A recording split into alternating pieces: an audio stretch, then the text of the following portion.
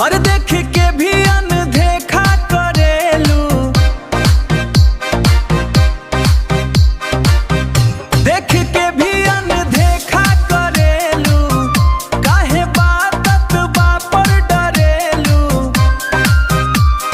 सुनो गोरी, दिल ना दिया देखो ना किया, तू गे छोरी प्यार ना तो क्या किया।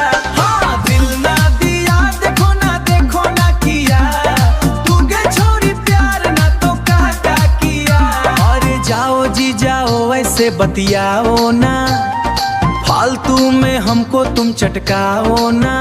हमरा पीछे पड़े कई उझलिया, ए जी दिल नहीं देना चाहे जो भी हो जिया।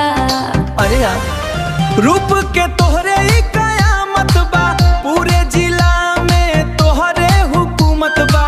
चढ़ती जवानी में क्यों भाव खाती हो, लाइन मारो तो काहे शर्माती हो।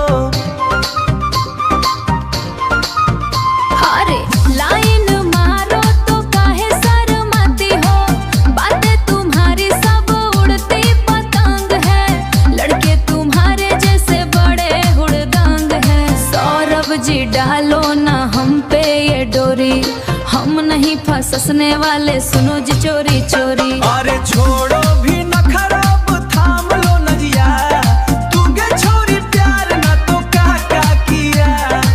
मम्मी से कह दूंगी, पापा से डांट खिलाऊंगी, ज्यादा बढ़ोगे आगे तो सबक सिखाऊंगी। प्यार प्यार के चक्कर में हमको नहीं पड़ना, रोज रोज का ये झंझट नहीं सहना। अरे सुनो ना, झूठ मूठ का गुस्सा दिखाना छोड़ दे, नफरत की ये दीवार अब तू तोड़ दे। दीवाना सौरभ का दिल धड़के तोहरे लिए, काहे खड़ी है तू होठों को सिए।